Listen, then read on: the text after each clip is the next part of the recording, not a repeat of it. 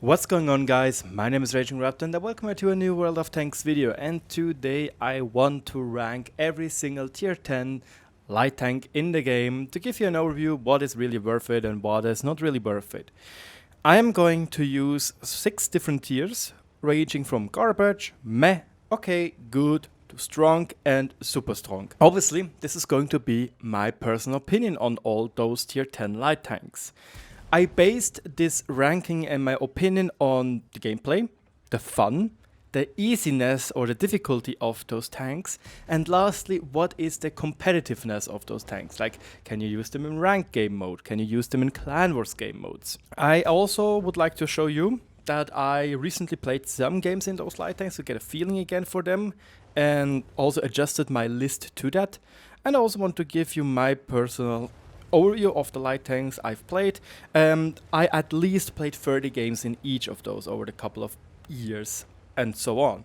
And I played recently at least 1 to 2 games, maybe even more depending how the game went, in all the tier 10 light tanks to gather footage and also to get a feeling for them again. And lastly, I didn't do this list by myself. I did look at it with Phil X, the German community manager, and Mango Killer, which is a good friend of mine, which is also in clan Ode Mortis, and both players play clan wars extensively, so both have actual knowledge about competitiveness and clan wars gameplay, and both also do play ranked and are at a high skill level. So yeah, that is the intro for it. Now let's jump into the first tier, garbage. In garbage, we have 2 different light tanks, one of which I think was pretty obvious at the beginning, because it is going to be the Rheinmetall Borsig Panzerwagen. The Rheinmetall Borsig Panzerwagen is simply just poo-poo. It's such a bad light tank in the sense of that it has nothing really going for it. Sure, you might say, well, it has few range. That is true, and that is the case. But the issue is, the Sheridan also has few range. So why exactly should you play the Panzerwagen, especially in the current meta, where the Rheinmetall Panzerwagen just has such weak armor and there are so many wheelie boys around that it's very hard to perform properly in it, because seriously, everybody can penetrate the Rheinmetall Panzerwagen with HE. Absolutely everybody. The EBR has no issue whatsoever. People who are playing Sheridan can easily pen it, RT can pen it, etc, etc, etc. Sure, other lights can also be penned easily by HE, but the Rheinmetall Panzerwagen is just like, boy, it's bad. Just the armor. Then another weirdness, and it's not that easy to play because it, for some reason, Wargaming decided to make it rather top heavy, meaning that even if you sometimes are doing a slight bump, you tend to flip yourself, which is so much more annoying. And lastly, it is one of those tier 10 scouts which has very little alpha. Earlier, or it used to be that all the tier 10 light tanks had around 320 to 360 alpha, if I'm not mistaken, and only the WZ-132 had the battleship-like guns. And yeah, Wargaming decided to change that and gave every single light tank except for the T100 LT a buff to its alpha, and the Rheinmetall Panzerwagen giving it a nerf to its alpha, without really touching the DPM. It is one of the worst DPMs in the game, only being topped by the EBR and the Manticore. However, the Manticore is a league on its own when it comes to DPM, and the EBR 105 is just, you know, it has HE, so it can boost its DPM to ridiculous levels. Yeah. And lastly, I feel like its camouflage is not that good. Sure, the gun can work, especially because it is more favorable to me personally, because I do like guns which shoot faster more than long reloading inaccurate guns. So I am a little bit more fond of the Rheinmetall Panzerwagen as of lately, but it's still, especially from how hard it is to play, it is the worst. Seriously. On the second garbage place is the WZ-132-1, and you might say, but Raging, why is not the Manticore there? It will come soon, in just a minute, but I absolutely hate the WZ-132-1. I played some games in it, and I couldn't get it to work. It feels so absolute trash. It used to have going for it that it has great penetration, but now, let's be honest, even the Manticore has better penetration. Sure, it has heat rounds, but that's okay, it's not that amazing. You might also say, but, well, it has good armor. Come on, really? Taking the argument of armor on a tier 10 light tank, even though it's just 200 millimeters at the turret front, that's not enough. Seriously, that's not enough to bounce anything. And you are not supposed to bounce shots anyway. Like seriously, if you want to have something which is bouncy, go for the T100 LT, period. It's smaller, it's faster, it has a better gun when it comes to DPM. And it has much more reliable armor than you have in your WZ-132. And one thing I personally absolutely hated about the WZ is how inaccurate it felt on the move. Like, it's very, very bad. It is bad on the move, it is bad when aimed in, it has still a very long aim time. It just feels so annoying to play.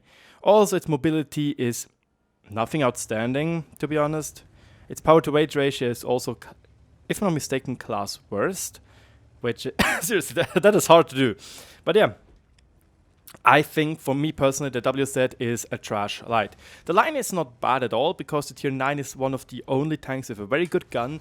And it has very, very good penetration and alpha with 320. But that's about it. You don't really get anything new and exciting because the tier 8 is roughly like the tier 9 and the tier 9 is roughly like the tier 7 from the looks of it, from the play style of it.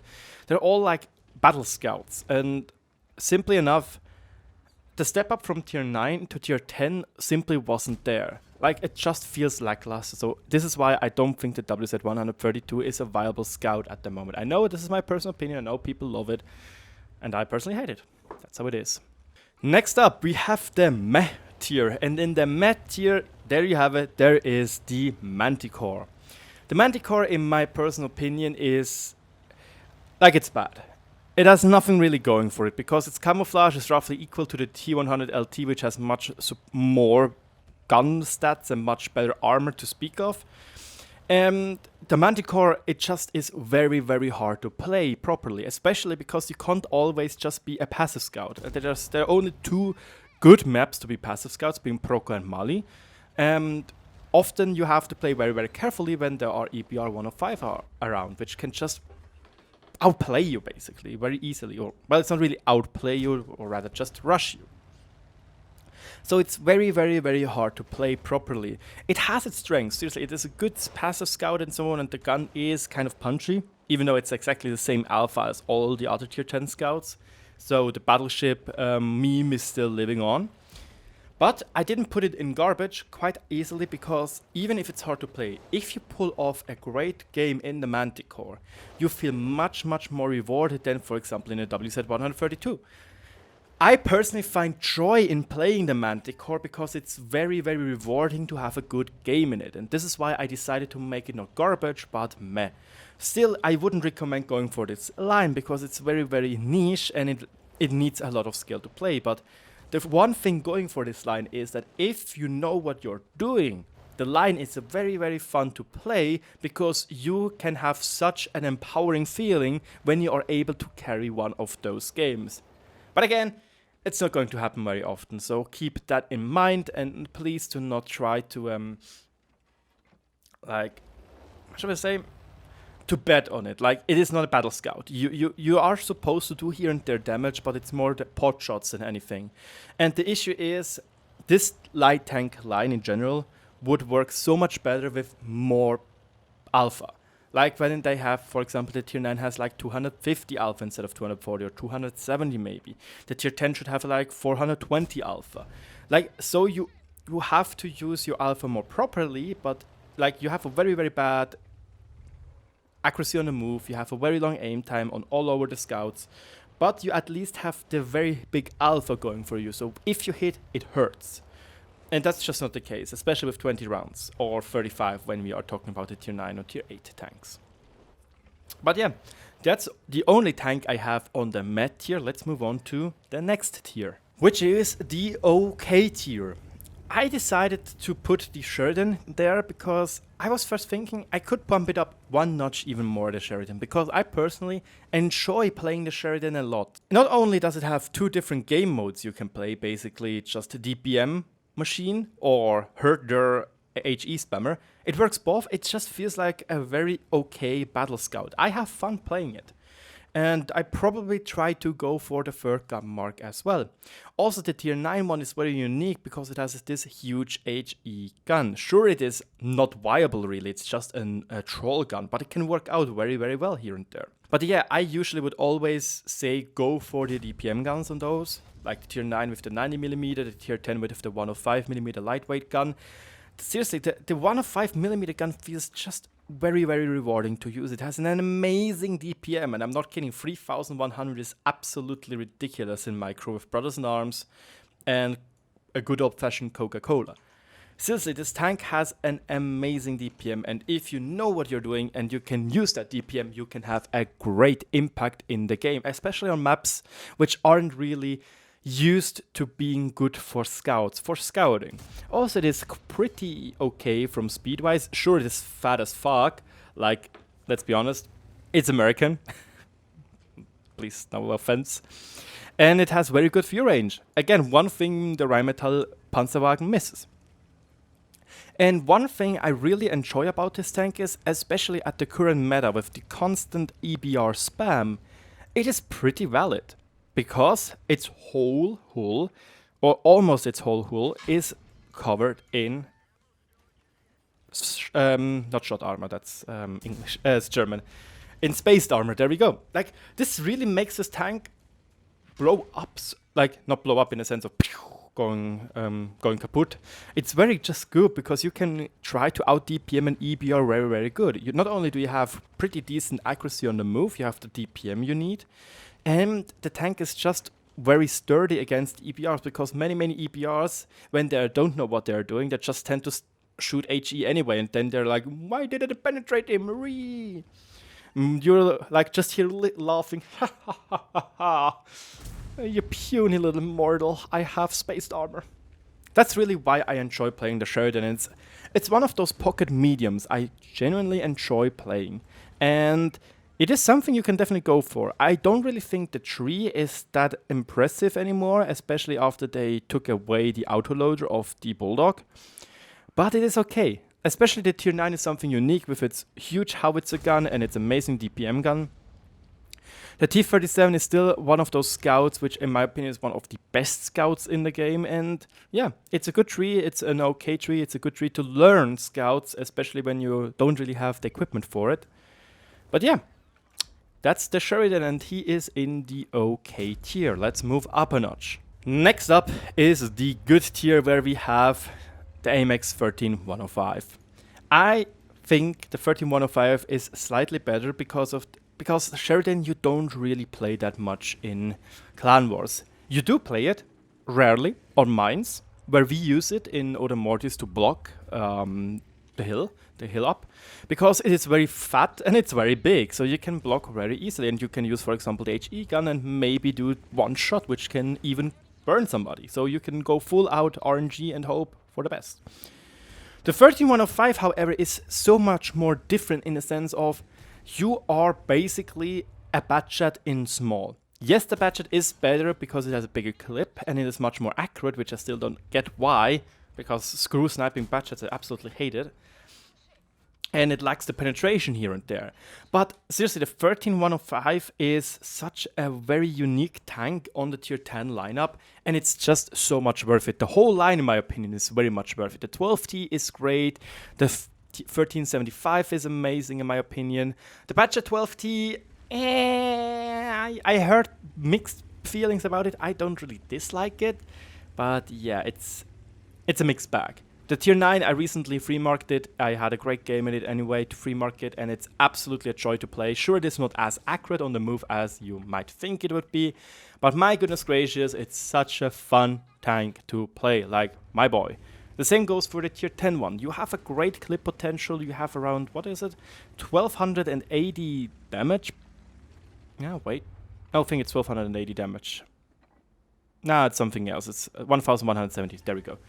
And it's so much fun to play if you use it properly. Of a 24 seconds reload time for the clip when you use tank gun, Wentz, rations, and Brothers in Arms. You need around 5.3 seconds to fully unload your clip, and it's just such a nice little pocket tank, and it feels it really works well in its class. Like it's something on its own, and this is why I like it really, really much and put it in the good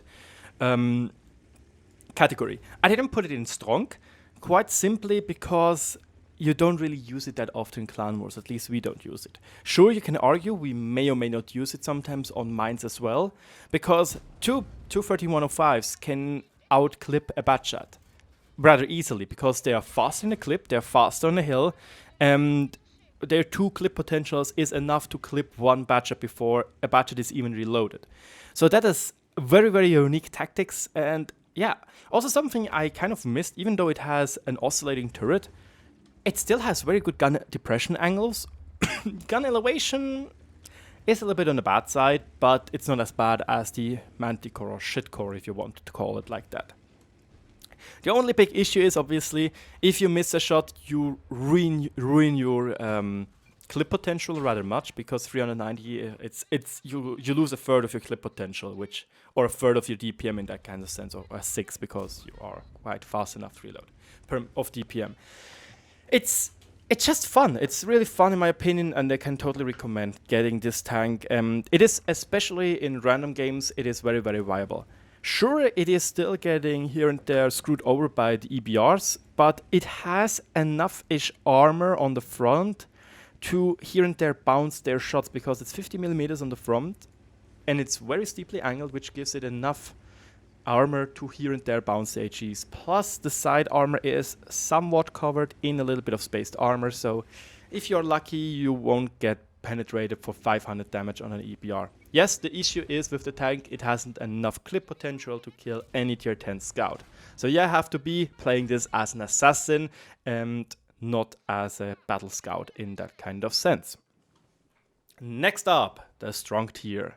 And as you might guess now, with the strong tier being the second best tier in my opinion, the T100 LT is there, and it used to be very, very good. Before the EBR 105 was introduced, it was the scout you used everywhere, on every single map in Clan Wars. Karelian, T100 LT. Malinovka, T100 LT. Prokhorovka, T100 LT. Everywhere you use T100 LT. Because it's just such a ridiculously strong package. It has great DPM, it has an amazing camouflage, it has a ridiculous accuracy on the move. It even has armor, which is pretty darn reliable in the sense of that against other scouts, especially the EBR, it just works so much better. Like, it works very, very well. Sure, the biggest issue is its bad view range, 390 base, but it's workable. You can work with it, and even if you look at other higher skill players from back in the days, Clan Wars, you would see that they used to play the T100 LT with Camonet and Binos and Optics solely to make it the best passive scout in the game. Because especially with Camonet, you are basically not going to spot this thing except for proxy spot or around 60 meters, because it has such a ridiculously great camo value. And again, the gun is, sure it is not accurate, but my god, it has great TPM, and it has still a punchy enough shot. 300 alpha damage, yes, it is not 320, but it's enough. And the reload time of 6.31 seconds with Brothers in Arms, Rations, and Vents is still quick enough to here and there even keep people permatracked if you know what you're doing. If they have a great repair crew, then it's not going to work, but you can permatrack people with that amount of reload. The replay you see in the background, I may or may not be going to do a commentary of it, because it's a very, very, very, very good replay, and it was amazing how we worked together. There you could just see that this tank can scout, this tank can do aggressive, and this tank can do passive. Like, this tank is, the only real issue is its inaccurate gun, lack of good premium rounds, and a bad gun depression of 5 degrees. But it's Russian, and seriously, 5 degrees already is kind of ridiculous for how small this tank is. I still don't know where exactly the gun breach is going to fit in this tank. Like, what? Where? Another tiny issue in my opinion is it's only 3 crew members, meaning that the commander has to fulfill a lot of positions. So does the gunner, which is also your loader. Same goes for your commander, but it works. Like, it genuinely works. And the T100 LT used to be the best tier 10 scout still. in Clan Wars. It still is one of the best tier 10 scouts in the game. It's only getting surpassed, and you've guessed it, in the super strong tier by the EBR 105. I was kind of on the fence of where to put the EBR 105, but then I just have to say, I personally, you know, I played a lot of EBR 105. I free marked this tank, and I have the most amount of tier 10 games in this tank, and I am the go-to player in our clan for Clan Wars in the EBR. One of the go-to players. And that was the deciding point for me to put the EBR 105 on the super strong category compared to the strong category of the T100 LT. Because it just, on every single map you used the T100 LT, you're now using EBR 105s.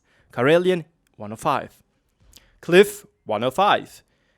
Seriously, everywhere you're using now EBRs, and this is just because it is so much faster, and especially intel. Like in Clan Wars experience, you need intel. What is the enemy doing? Where is the enemy going? And the speed the EBR gives you, it just works. And even you can passive scout with this tank. It still works because, sure, it doesn't have much view range, but with full bonds equipment, you get up to 460 meters of view range, which is still good.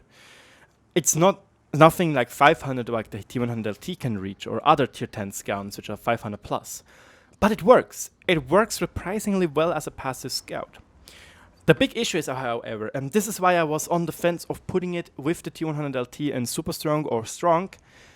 I personally, when I was free marking the T100, the EBR 105, I absolutely hated T100 LTs. The T100 LTs were the bane of my existence. They had better DPM, they had enough armor to shrug off HE from the front, they had enough armor to let my APCR bounce off, and they even had enough armor occasionally, if I'm unlucky, to even bounce the heat rounds off its front. And this is like, dude, you're a scout. Screw you, you're not supposed to bounce that much. But yeah, like, you have to be very, very careful against an a T100 LT. A good play TE100 LT is going to fuck up EBR 105 without any problem. Seriously, a well-played T100 LT can make a huge difference. Because EBRs, sure, they can YOLO, but if you know what you're doing when you're using bushes, when you're pushing, using your view range, a T100 LT is going to screw over an EBR without any issues. That's just case and point. But yeah, the EBR is in the end just dominating most other scouts. Seriously, it can penetrate the 13105, the Sheridan if it gets lucky, the Rheinmetall Panzerwagen, the Manticore, and the WZ with HE, no issue.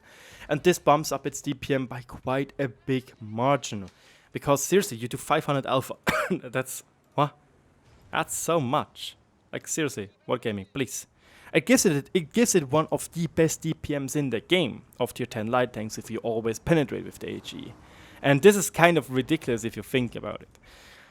And this is why I personally thought that the EBR is just super strong. It is not that easy to play, and I personally get pissed off when I see people just YOLO rushing and they're dying in the first 2 minutes. Sure, they made some spotting, but then they're dead, and I'm like, dude, this tank has so much better potential. Like, Jesus, what are you doing?